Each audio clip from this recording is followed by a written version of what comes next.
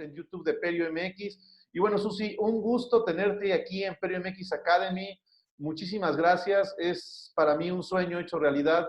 Pues te conocí hace ya unos meses y bueno, pues estamos ahora trabajando. ¿Quién iba a decirlo que íbamos a estar colaborando en un proyecto académico tan lindo como Perio MX Academy, verdad? Sí, muchísimas gracias, Carlos.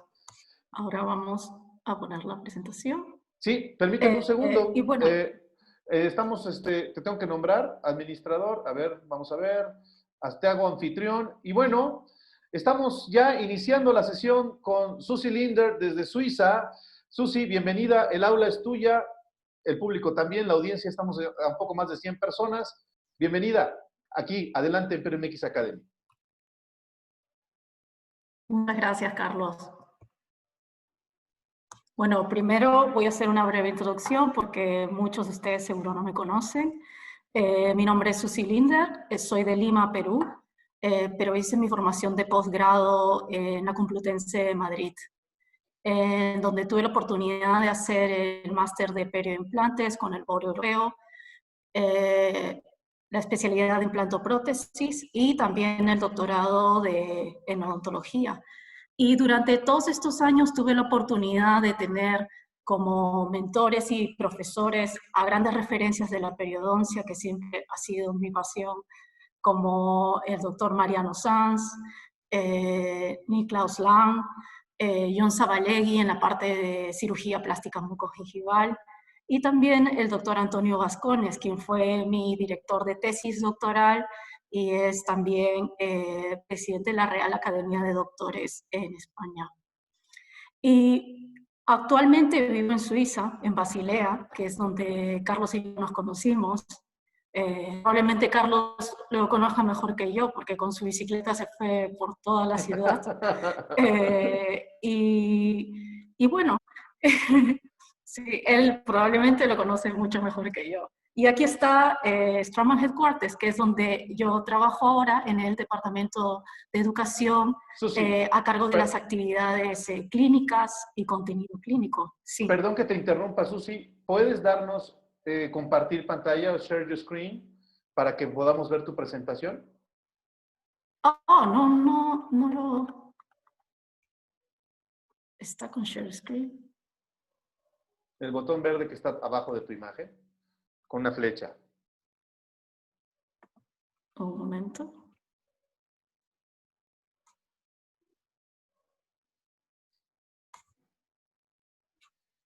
Estamos ya alistándonos para la presentación con Susi. Ah, perdón. Y listos. No, la gente está ya perfecto. Ahí estás, maravilloso. Ya te vemos, Vale. ya vemos todo. Entonces, pues sí, además de que tuviste de mentores a pura gente que ha escrito libros. Entonces, te dejo los controles, no interrumpo más, porque si no me regaño. No, está bien, muchas gracias. Bueno, aquí les mostraba algunas fotos, ¿no?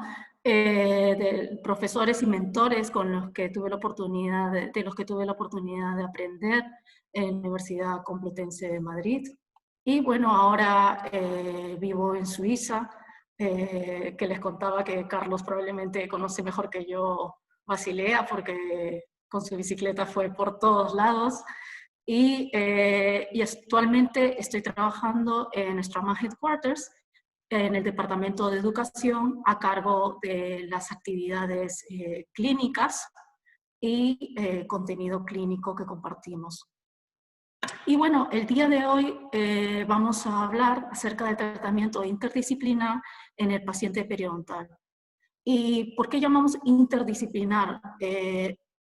Antes le llamábamos multidisciplinar porque uníamos las disciplinas, diferentes disciplinas de la odontología para tratar un paciente, como por ejemplo la ortodoncia, la prostodoncia, la endodoncia, para un tratamiento integral. Pero el multidisciplinar lo que nos da la impresión es que son diferentes especialidades que trabajan en paralelo. Y el objetivo aquí, para poder tener un tratamiento que sea exitoso, es en realidad comunicar y trabajar con las diferentes especialidades. En otras palabras, estar alineados. Y el día de hoy Voy a poner esto por aquí. Y el día de hoy, bueno, como vista general, vamos a hablar primero de la pérdida dental y de la periodontitis, que vendría a ser la base de toda esta presentación.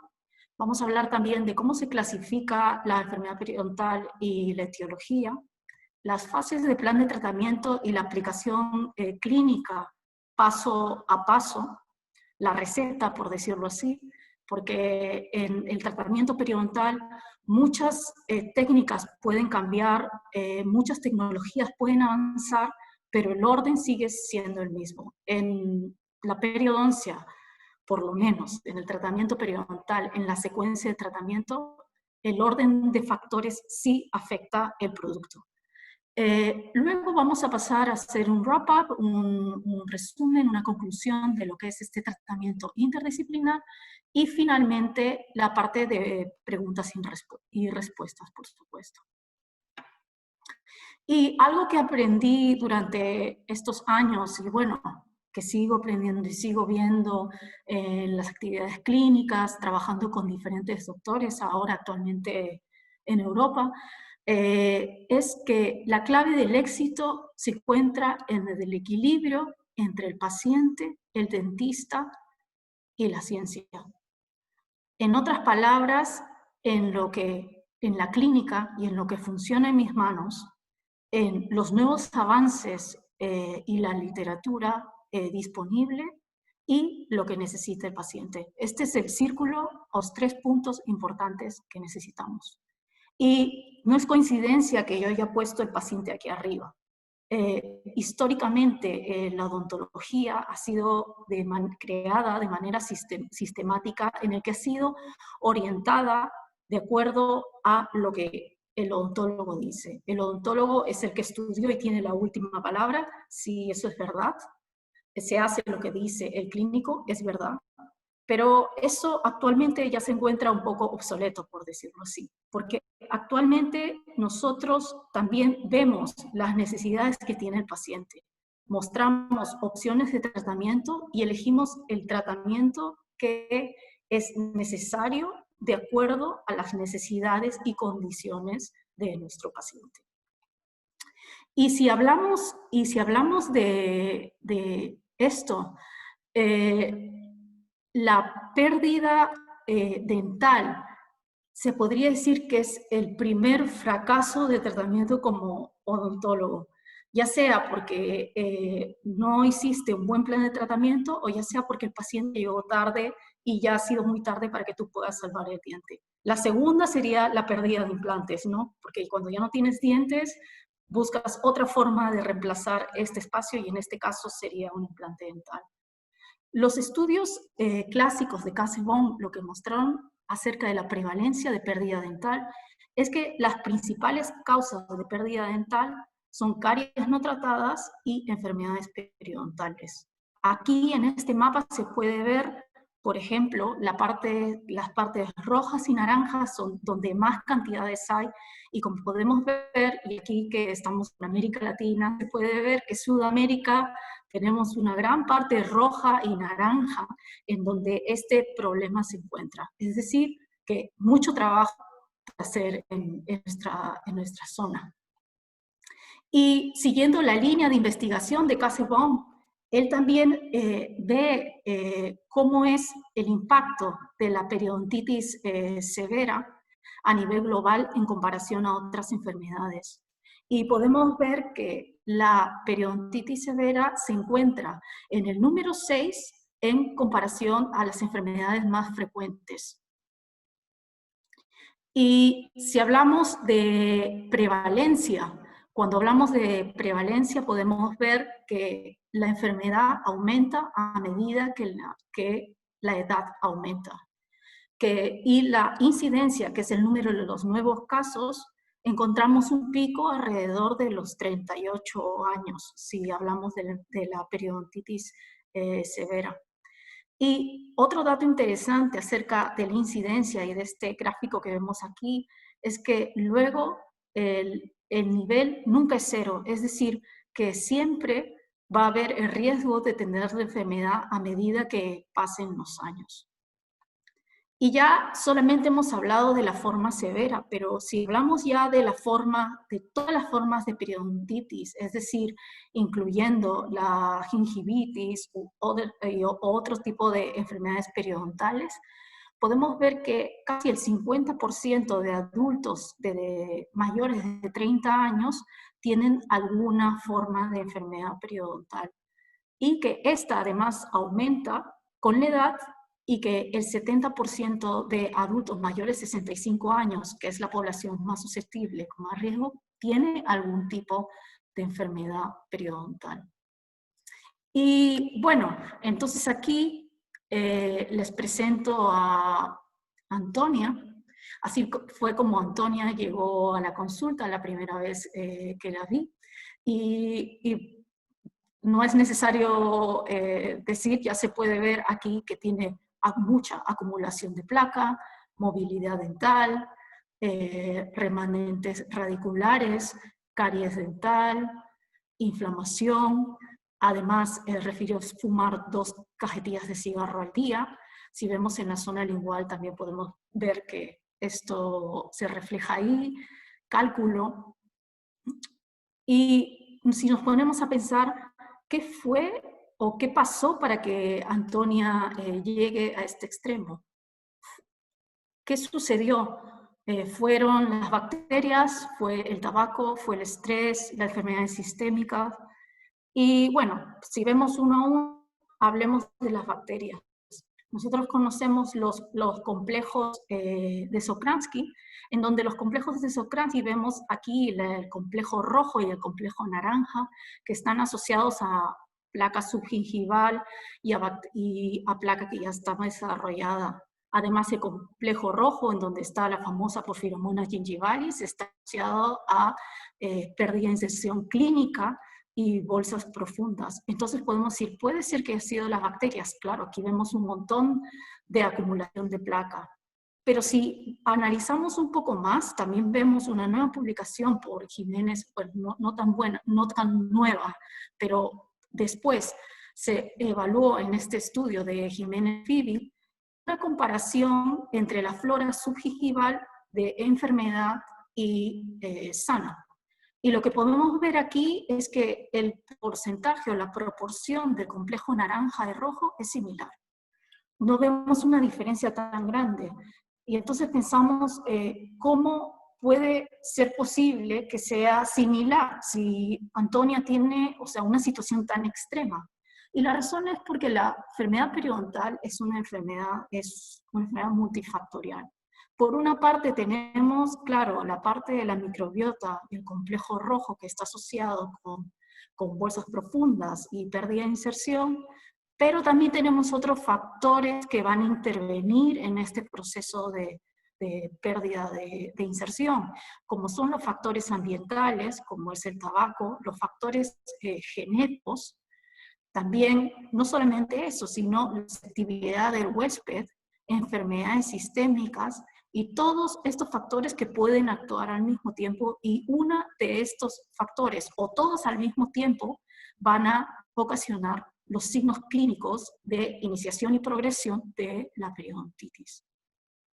Entonces, volviendo a Antonia, si Antonia llega así, ¿qué es lo que tenemos que hacer? Claro que hacemos un análisis radiográfico, un análisis clínico, ¿no?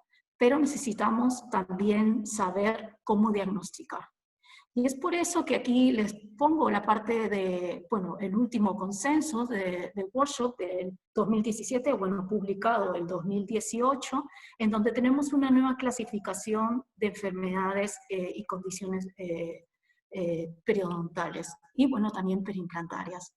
Pero hablando de las condiciones periodontales, y este esquema lo pueden encontrar en la página de la FP, se resume en estadios y en grados. El estadio va a ser la suma de la severidad de la enfermedad más la complejidad del manejo, y luego el grado va a ser la suma de la información de características biológicas de la enfermedad, la tasa de progresión y los riesgos que se presenten. Y para hacerlo más visual, he puesto fotos también de algunos de mis pacientes aquí para ver la comparación entre estadio 1, 2, 3, 4, que va a ser, que es llamado inicial, moderado, severo y avanzado, que además se puede dividir en progresión, que puede ser progresión lenta, moderada o rápido.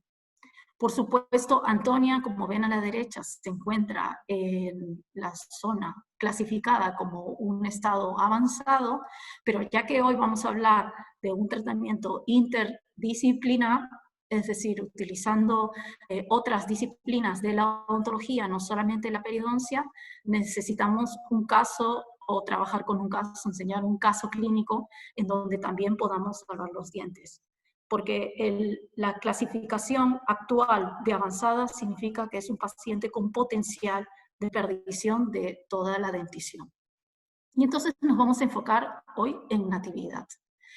Y así es como llega natividad, ¿no? A la primera cita. También inflamación, movilidad.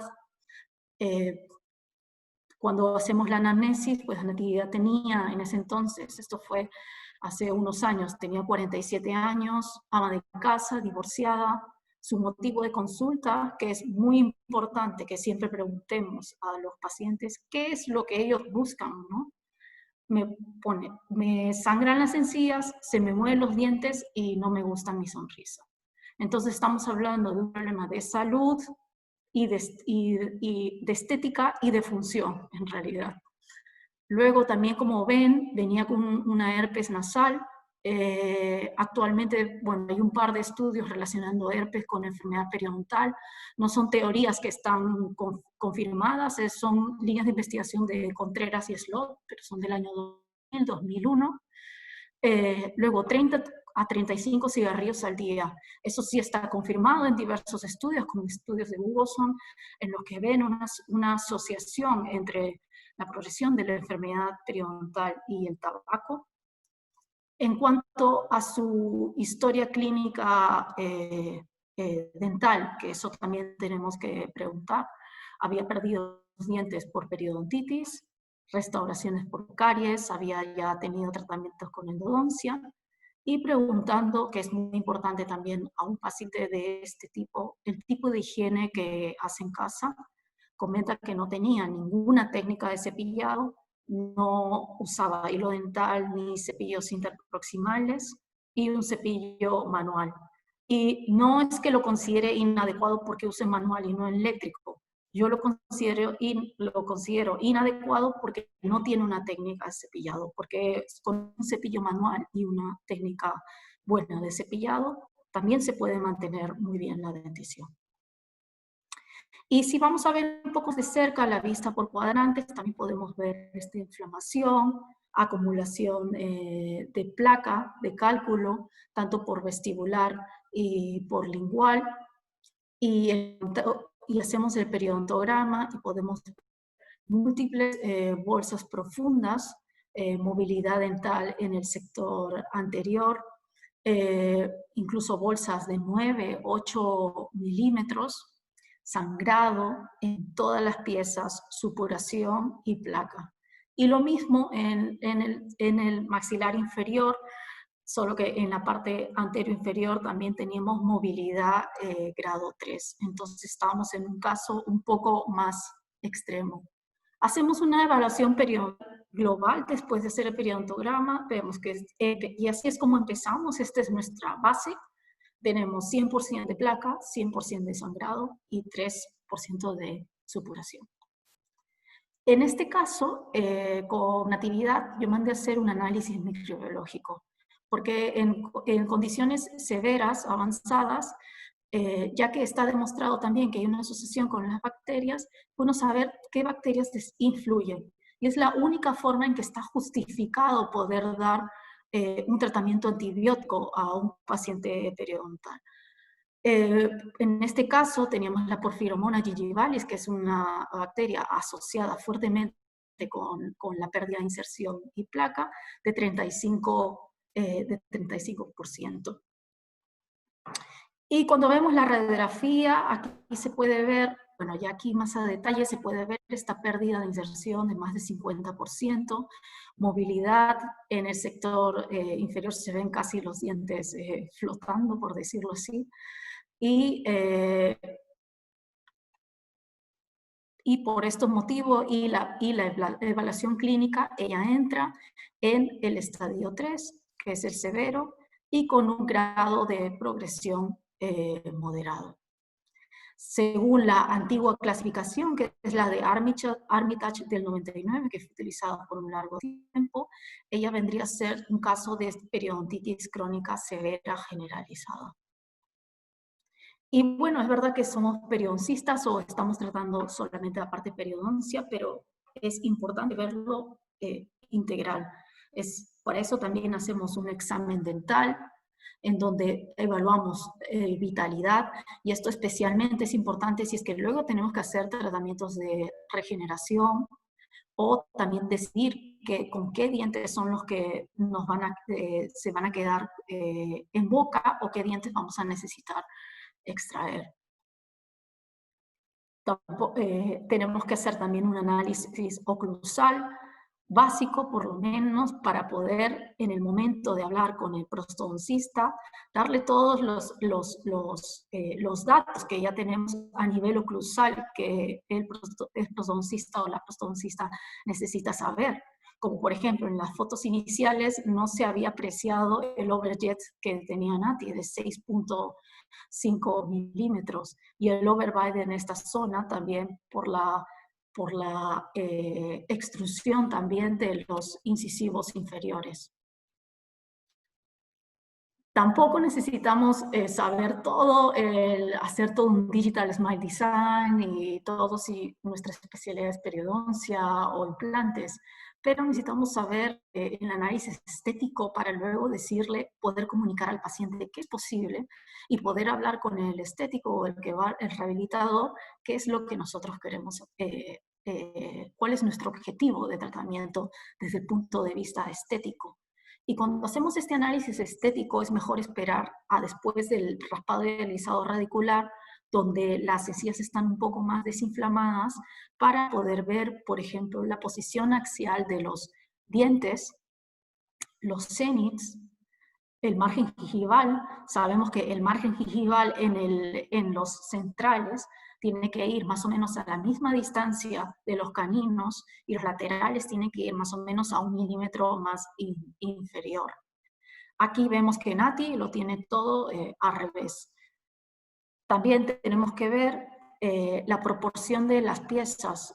Aquí arriba se ven cuáles son en promedio la proporción del tamaño de las piezas y luego abajo vemos en rojo cómo los niveles no son armónicos de acuerdo a proporciones que se ven en la estética. Ya sé que la estética es relativa, pero más o menos aquí podemos tener una impresión de cómo va a ser el resultado para poder comunicarlo al paciente. Y por supuesto hay que hacer un examen, un análisis extraoral, que tampoco tiene que ser súper minucioso, pero por lo menos tenemos que ver nosotros la parte de la sonrisa y qué tanto va a ser el impacto de lo que hagamos en el sector anterior. Si tenemos una sonrisa gingival, vamos a tener muchísimo más cuidado. Igual tenemos que tener cuidado, pero vamos a advertir al paciente que el tratamiento que pueda hacer el sector anterior o las recesiones, en caso podamos tener unas recesiones, va a repercutir de manera mayor en comparación a una persona en la que no muestra la encía, por ejemplo. Y hablando de Nati, ya viendo toda la situación, esta será la situación inicial. Empezamos también para el plan de tratamiento por el motivo de su consulta y le preguntamos, o le pregunté a Nati cuáles son sus prioridades. Y lo que claramente Nati me dijo, mi prioridad número 1 es la salud, luego la estética y después la función. De acuerdo a eso, creamos un plan de tratamiento. Y en este caso, el plan de tratamiento, ya que Nati no quería mantener todos sus dientes y estaba dispuesta a dejar de fumar y a cambiar su estilo de vida en general, El plan de tratamiento propuesto para Nati fue hacer la terapia causal, que es la fase de higiene, extracción solamente de estos 3 molares. Yo creo que muchos habrían extraído todo el sector anterior, pero solamente extraer esos 3 molares, luego ir a una fase de ortodoncia, y sí, pacientes periodontales, incluso de este nivel, pueden recibir ortodoncia siguiendo las fases de tratamiento y teniendo una buena higiene oral. En este caso, también, como digo, no tenemos que ser ortodoncistas, pero también tenemos que tener una idea de qué es posible y qué no es posible. Como por ejemplo, aquí yo quería que me intruyan un poco esta zona del sector anterior. Normalmente este movimiento de intrusión, tú le dices a los ortodoncistas y te dicen, no, es que eso es imposible, no se puede hacer. Pero bueno, hay casos en los que, por ejemplo, en este caso que tenía que retruir el sector anterior, la ortodoncista me dijo, sí, puede ser que lo intentemos hacer, vamos a ver cómo acomodamos para que no tengamos estas recesiones en el sector anterior que ya ella iba a tener por la pérdida ósea. Bueno, derrotar también las piezas y abrir espacio en el sector posterior donde teníamos ese molar en 16 que estaba angulado. Luego de esta fase de ortodoncia vamos a la restauradora, en donde solamente se planearon extraer, bueno, esta parte del sector anterior a nivel progresivo durante la ortodoncia y colocar 2 implantes en esta zona y un implante en posición 16. Y bueno, esta es la parte importante, el orden que tenemos que seguir en un plan de tratamiento de un paciente perio, ¿no? Primero la fase sistémica, la terapia causal, que viene a ser la parte de higiene, luego la fase correctiva. La fase correctiva, aquí está la ortodoncia, aquí está la cirugía regenerativa, aquí está la cirugía mucogingival, los implantes, la restauradora, la reevaluación. En la terapia causal de la higiene están los raspados y alisados radiculares y las cirugías periodontales. No se puede cruzar, es decir, no podemos empezar a tratar a un paciente con la regeneración o haciéndole una cirugía mucogingival sin haber limpiado todo antes, por decirlo así. Y entonces lo que hacemos, ¿no? Primero en la fase sistémica, lo primero es que Nati tenía que dejar de fumar. Entonces tenía que yo motivar al paciente, explicarle a Nati las desventajas del tabaco en todo el tratamiento y que definitivamente tenía que dejar de fumar. Fumando una cajetilla de cigarros al día, este tratamiento definitivamente no va. En la terapia inicial estaban los raspados y alisados radiculares, instrucciones de higiene oral, que en este caso yo recomendé a Nati cepillo eléctrico porque intenté enseñarles técnica manual, pero ella me decía, mira, ¿sabes qué? No tengo paciencia, yo no prefiero un cepillo eléctrico. Y bueno, y también va, entonces empezamos con el cepillo eléctrico, los colutorios con clorexidina después de haber hecho los raspados, y muy importante el uso de cepillos interproximales y limpiador lingual.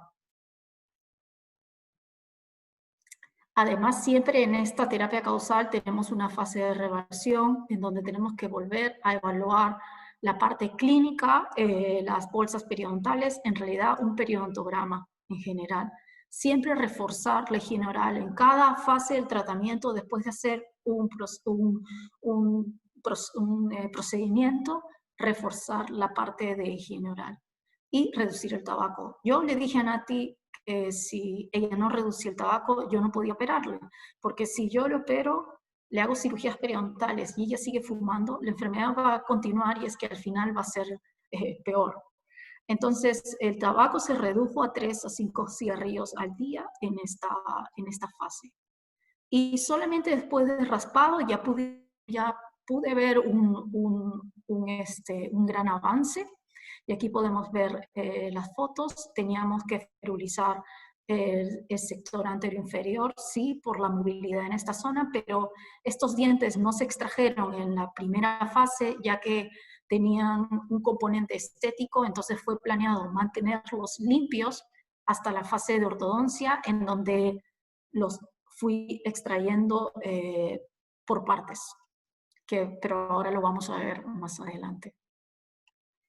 Y luego al ver el periodontograma ya vemos un avance, pero quedan, como se ve aquí, algunas bolsas residuales de 6, 8 milímetros, igual también en el sector inferior, y a pesar de haber reducido la placa a 13, el sangrado a 18 y no tener supuración, en este caso es necesario ir a cirugías periodontales.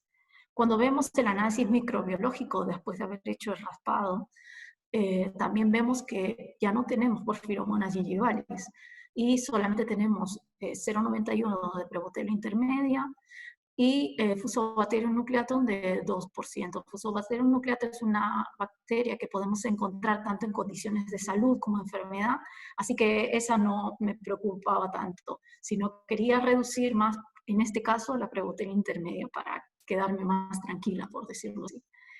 Y bueno, siguiendo con la fase de tratamiento, luego tenemos que ir a las cirugías periodontales, que en este caso fueron cirugías de acceso, aquí en el primero, segundo y tercer cuadrante.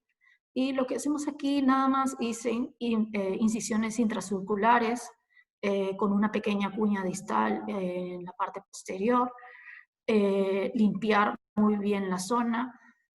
Aquí vemos aquí una inclinación, es inclinación del molar, que en este caso lo que hice fue muy bien y con un poco el autólogo que tenía la ostoplastia, lo coloqué en esa zona. ¿Por qué? Porque yo ya sabía que este diente va a recibir tratamiento de ortodoncia y al recibir tratamiento de ortodoncia íbamos a inclinar y poner la posición del molar en su sitio, por decirlo así.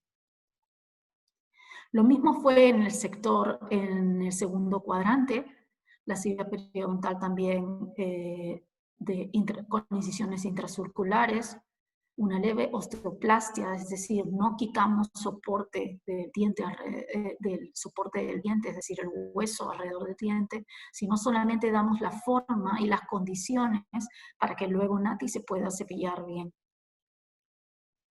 Y lo mismo en el sector del tercer cuadrante. Tengo que decir que esto fue hecho más o menos hace 4 o 5 años, pero actualmente podemos o hay la posibilidad de evitar este tipo de cirugías y acortar el tiempo utilizando amelogeninas con cirugías menos invasivas y teniendo resultados de regeneración o de cierre de bolsas periodontales. Aquí la cicatrización y luego, como siempre después, necesitamos una reevaluación. La reevaluación periodontal típica, todo el PAC, ¿no? Que en este caso empezamos a hacer ya, estamos haciendo un seguimiento junto con análisis microbiológico, y en este punto Nati dejó de fumar, porque después de las cirugías, como saben, nada de alcohol, nada de movimiento, nada de fumar, y fue una buena oportunidad para Nati de dejar completamente el tabaco.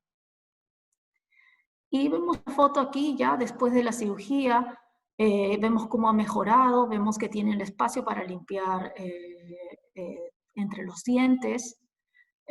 Las zonas todavía anteriores se encuentran ferulizadas porque después de las cirugías, cuando hacemos este tipo de cirugías al principio tenemos un poco de movilidad, pero si analizamos ahora nuestro periodontograma, vemos todo verde, vemos que ha mejorado notablemente, no tenemos bolsas profundas que puedan preocuparnos, lo único en el sector antero inferior, pero estos son dientes que tenían que ser, que yo los tenía que limpiar muy bien hasta el momento en que ponemos la ortodoncia, que fue casi después de 2 meses. Vemos también que el índice de placa y la profundidad del sondaje se reduce, ¿no? Y llegamos a la parte del objetivo que comentaba, que es quedarnos solamente, y si es que hay algo, con Fusobacterium nucleatum, y el resto de conteo microbiológico en 0. Una vez que ya todo está limpio, ahí recién podemos pasar a la etapa de ortodoncia. Y en etapa de ortodoncia, bueno, le ponen los brackets. Como ven aquí, primero extraje los incisivos centrales, manteniendo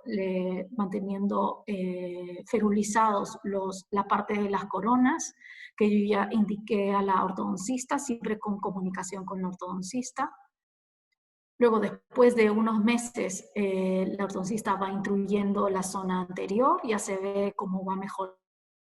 Si pueden ver aquí también los márgenes gingivales, por ejemplo, del 12 lateral, que yo quería que los intruyan y que los retruyan, podemos ver cómo el margen gingival también va mejorando. Podemos ver que a pesar de tener ortodoncia, Nati mantiene muy, muy buena higiene.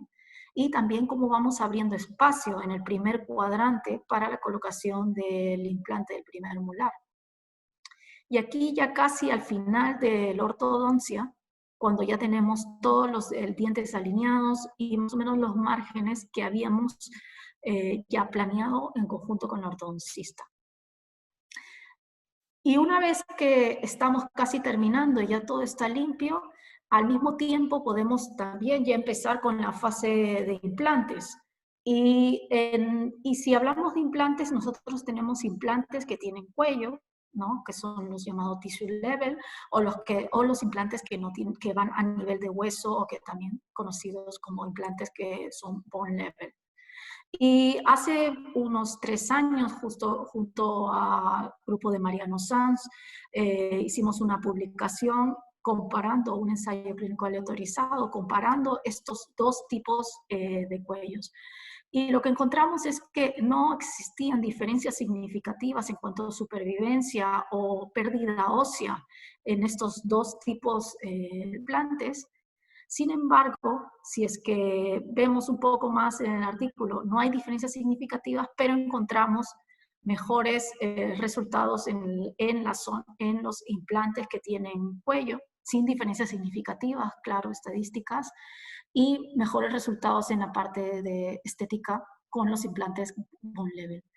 En este caso, ya que yo planeé hacer un tratamiento de regeneración en la zona anteroinferior, decidí ir también por implantes bone level en el sector anteroinferior y implantes tissue level en el sector posterior. Entonces aquí en la posición 16 puse un implante de tissue level con una elevación de seno cerrada, ya que por la disponibilidad ósea que tenía. Puse un implante de 8 milímetros. Y bueno, brevemente, aquí hice, ya casi al final de ortodoncia, abrí un pequeño colgajo, hice la elevación cerrada y el implante. Luego, en el sector anterior-inferior, vemos aquí que no tenemos tanta disponibilidad ósea, si tenemos 5,4 y 5,7 a nivel horizontal. Y en este caso yo tenía un implante de 3,3 y si calculamos necesitamos 1,5 milímetros más o menos por cada lado, necesitaríamos más o menos 6,3 milímetros, que no era suficiente. Entonces aquí tenía que planear la colocación de implante más una pequeña regeneración horizontal. Y bueno, también durante la ortodoncia, ahí vino el ortodoncista, cortamos el alambre y abrí el colgajo, coloqué los implantes a nivel de hueso, como se ve aquí. Como vemos, ya como habíamos planeado, no teníamos la suficiente disponibilidad ósea horizontal, así que coloqué un sustituto óseo y una membrana de reabsorción lenta en esta zona para aumentar y mejorar este contorno óseo en el sector anterior-inferior. Suturé, la ortodoncista estaba conmigo, así que luego ella puso el alambre, ferulizó los dientes y dejamos el espacio suficiente para que esta zona cicatrice bien y Nati vaya nuevamente a casa. La cicatrización muy buena después de 2 semanas, como se ve ahí, y si comparamos antes y después con 2 semanas de seguimiento, podemos ver que el resultado es muy bueno. Y bueno, como les digo, no todo lo que estoy poniendo aquí en las fases, la técnica que se utiliza va cambiando con el tiempo. Y el año pasado publicamos este artículo de cómo nos puede ayudar los flujos digitales en esto.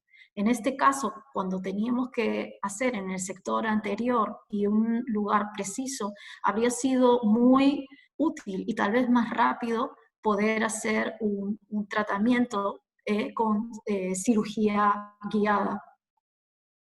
Y no solamente eso, sino que ahora también con los tipos de implantes que tenemos, como por ejemplo los implantes que son tupper, que son enroscantes en la zona inferior, también pueden ayudar esta zona más estrecha en la zona apical cuando tengamos situación de límite óseo. Además, estos implantes también, por el material, ya se pueden o están disponibles también en diámetros más pequeños, evitando de esta forma tener que hacer procedimientos adicionales como de regeneración. Luego de haber terminado esto, vamos a la fase restauradora. Y bueno, aquí la prostodoncista Paula Martínez, de España, hizo un excelente trabajo en donde puso unos frameworks de circonio. Aquí en la prueba, con la técnica CAD/CAM en la zona anterior y luego antero-inferior, y las coronas. Es como luego, después del tratamiento de ortodoncia, se le quita la ortodoncia a Nati y tenemos las coronas ya en esta zona. En la zona inferior, lo que hicimos fue mimetizar las recesiones, porque como ven, los caninos son naturales. Lo que teníamos aquí son implantes que van de posición 32 a 42. Y continuamos nuevamente la reevaluación, porque siempre después de que esta parte del tratamiento perio, siempre vamos a la parte de reevaluación. Y cuando reevaluamos a Nati después de un par de meses, vemos que sigue manteniendo una buena higiene, vemos que ha mejorado muchísimo, no hay inflamación, es la verdad que otro mundo comparado a la primera vez que Nati llegó a la consulta. Aquí vemos también vistas oclusales y aquí la foto de prueba que no parece, pero Nati utilizaba todos los cepillos. Yo le dije, trae tus cepillos, quiero ver que de verdad lo estés usando. Y es que es verdad que para limpiarse la zona interproximal hay que coger el cepillo que esté más justo. Entonces, no un solo cepillo no va a servir para todas las zonas. Es por eso que se necesitan varios colores, o sea, varios diámetros para acomodar la parte de los cepillos. La higiene adecuada, los parámetros periodontales muy buenos, la evaluación periodontal toda menor de 15%, y que con eso podemos estar satisfechos. Y luego para hacer los controles vemos el riesgo periodontal, que en este caso fue moderado de acuerdo a las condiciones que tiene Nati, pero yo la cité después de le puse intervalo de 3 meses de visita por todo el pasado que había tenido, todos los antecedentes que había tenido Nati. Y aquí podemos ver el antes y después del tratamiento, sin haber tenido que extraer una cantidad grande de dientes, haber mantenido la dentición, solamente creando conciencia de lo que es la higiene. Aquí también podemos ver en el sector anterosuperior, anteroinferior, aquí también en el maxilar inferior, y bueno, las zonas palatinas, que eran las zonas donde Nati tenía más dificultad de cepillarse también, podemos ver que lo seguía haciendo muy bien. Y también, si aquí vemos cómo vamos progresando de acuerdo al tratamiento, si seguimos todos los pasos, vemos cómo se va reduciendo la cantidad de placa y de sangrado periodontal, y luego también cómo el número de bolsas profundas se va reduciendo. y podemos decir en este momento que hemos cumplido con las prioridades que pedía Nati, ¿no? La salud, la estética, la función. Y en lugar de estar así, Nati ya puede sonreír de una forma diferente, natural. Y bueno, para poder realizar este tipo de tratamiento, había que tener en cuenta la ciencia o lo que era en ese momento cuando yo lo estaba tratando, la clínica, los tratamientos disponibles y lo importante, el paciente, lo que también buscaba Nati. Y este fue el equilibrio que hicimos entre estos tres factores para poder tener un buen tratamiento. Y muchas gracias. Aquí también les dejo mi Instagram, que últimamente ahora ya empecé a publicar más contenido clínico. Así que aquí está. Muchas gracias, Susi. La verdad es que una plática muy enriquecedora. Muchas gracias a todos por estar aquí. Hay muchos comentarios, muchos paisanos tuyos que están Hola conectados. Perú. Sí, sí, sí. Y me preguntan, buenos días, ¿siempre en la terapia causal mandas antibióticos? Me están preguntando. No, no. Y esto es qué bueno que lo han preguntado, porque los antibióticos pueden generar resistencias. Es decir, en este caso yo mandé antibiótico porque hice un examen microbiológico. E hice un examen microbiológico porque estábamos hablando de un paciente con una enfermedad avanzada. Si venía con una periodontitis moderada o leve, tampoco vale la pena hacer un gasto adicional para ver qué antibióticos le das y puede ser suficiente, más que suficiente, hacer tratamiento normal. Pero no, el antibiótico no se da así nomás, hay que tener mucho cuidado con eso. E incluso actualmente es un tema muy controversial, hay una parte a favor, otra parte en contra, pero en lo que todos podemos estar de acuerdo es que no vamos a dar antibióticos si es que no tenemos una prueba microbiológica, una razón objetiva por la que vamos a dar.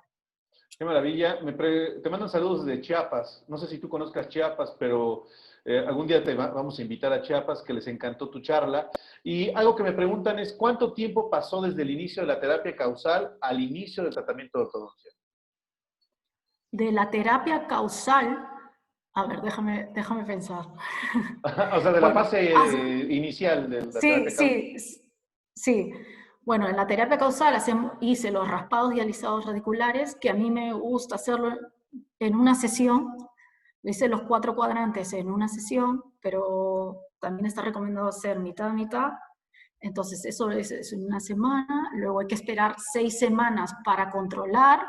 Entonces, ahí van 7. Y luego hay que hacer las cirugías periodontales. Bueno, habrán sido yo creo que 6 meses, 5 meses, pero porque Nati necesitaba mucho refuerzo en general y porque Nati además necesitaba dejar de fumar. Y, Ya. y decirle a alguien que deje de fumar después de 20 años no es una cosa de un día para otro, pero si estamos con una paciente que estaba dispuesta a dejar de fumar, o casi inmediatamente, esto podría haber sido mucho más corto. Que sí, además de que recordemos que hay que tener una cierta revaloración constante y mantenimiento, y nos preguntan eso, Exacto. ¿cada cuándo realizaba la revaloración? Sí. Durante todo el tratamiento, cuando mostré el plan de tratamiento, cada vez después de hacer algo, es decir, después de hacer el raspado y el alisado radicular, reevaluación a los 6 meses. Después de hacer las cirugías periodontales, reevaluación. Si es cirugía periodontal, va después con el momento en que tienes que quitar las suturas, que son 2 semanas, y después al mes. Y luego, durante la fase de ortodoncia, la veía una vez al mes. Y la veía una vez al mes porque la ortodoncia en un paciente periodontal puede ser es un arma de doble filo, por decirlo así. Porque Exactamente. nosotros estamos haciendo movimientos de ortodoncia que la ortodoncia genera una zona de reabsorción y aposición constante. Y la enfermedad periodontal tiene una zona de reabsorción. Es decir, que con ortodoncia nosotros generamos esta inflamación, pero esta inflamación que es positiva. Pero si es que en esta inflamación que generamos nosotros ponemos bacterias, lo que vamos a hacer es potenciar la pérdida ósea. Y es por eso que mucha gente dice que un paciente periodontal no puede tener ortodoncia por todos los fracasos que se pueden ver. Pero aquí hay dos cosas. Primero, el periodoncista que tiene que saber, o el clínico que tiene que saber, que tiene que tener más cuidado con estos pacientes y hacerle constantes profilaxis y concienciación de la higiene oral. Y por otro lado, el ortodoncista. No todos los ortodoncistas pueden tratar pacientes periodontales. Yo tuve la suerte de trabajar con una ortodoncista que creo que casi todos los pacientes periodontales de Madrid se lo enviaban a ella. Así que sí, entonces, y ella había visto su trabajo antes, y entonces era ya de una manera más fácil, pero si preguntamos a los ortodoncistas, yo creo que pocos se atreverían a hacer la ortodoncia a una paciente como Nati. Sí, entonces... Fíjate que aquí en América Latina, y nos hacen esta pregunta, que si se pueden tomar como referencia ya estandarizada el tema microbiológico, porque en América Latina no tenemos acceso a estudios microbiológicos todavía a nivel perio. ¿Tú qué puedes contestar al respecto? Porque pues sí es real, o sea, los check-and-balls aquí en América Latina no es tan sencillo realizarlos. Perdón, la pregunta es si es si que se se puede podría tomar como... si se puede como estandarizar los conceptos de microbiología, de cuál es la carga bacteriana, dependiendo del momento en el que se encuentra la enfermedad a nivel general, o si, porque en América Latina no tenemos este tipo de estudios para toma de decisiones. Bueno, yo la verdad recomendaría no invertir en un estudio microbiológico si el paciente no está en este nivel tan avanzado como Natividad o como la primera Antonia. E incluso si era Antonia, que es la primera, la que mostré con mucha reabsorción, y sabemos que vamos a tener que varias piezas se van a tener que extraer, tampoco merece la pena hacer tratamiento microbiológico. Y además luego, si tú no vas a hacer el seguimiento del tratamiento microbiológico, tampoco no tiene tanto sentido hacerlo una vez, ¿no? Esto lo tomas y lo haces en diferentes fases de tratamiento. Puede ser costoso también, no sé cuánto podría costar en Sudamérica, en Latinoamérica, pero esto puede también aumentar el precio de todo el tratamiento. Entonces hay que valorar si de verdad compensaría o no. Pero lo que está claro es que no vamos a dar antibióticos así como repartiendo caramelos, ¿no? O sea, lo de los antibióticos es un tema serio. Sí, es un gran tema. Y fue un gran tema el que nos presentaste hoy, Susi. Muchísimas gracias, estamos bien agradecidos. La verdad es que hay gente que no le gusta que diga el rating, pero rompimos récords. Hemos sido la charla de perio más vista ahorita en América Latina y a nivel de tráfico dental. La verdad es que muchísimas gracias. Y bueno, Susi, ya sabes que tienes tu casa. Muchas gracias. Gracias por tu calidez. Perio MX Academy es un proyecto que llegó para quedarse para todos ustedes. Mis alumnos están muy complacidos, muy contentos con tu participación. Nos habían pedido una mujer en Perio MX Academy. Bueno, qué mejor que tú. Te había invitado a otras mujeres, pero me decían que no podían, etcétera. Bueno, pero la verdad es que este lugar era para ti. Muchísimas gracias, Susi. Y bueno, pues bienvenida a Perio MX Academy, tu casa siempre. Muchas gracias. Gracias a todos, pues cuídense mucho, nos vemos el día de mañana en seminario, estamos conectados la próxima semana, más clases en Perio MX Academy. Susi, hasta la próxima, buenas noches allá en Suiza. Chao. Buenas noches. Bye.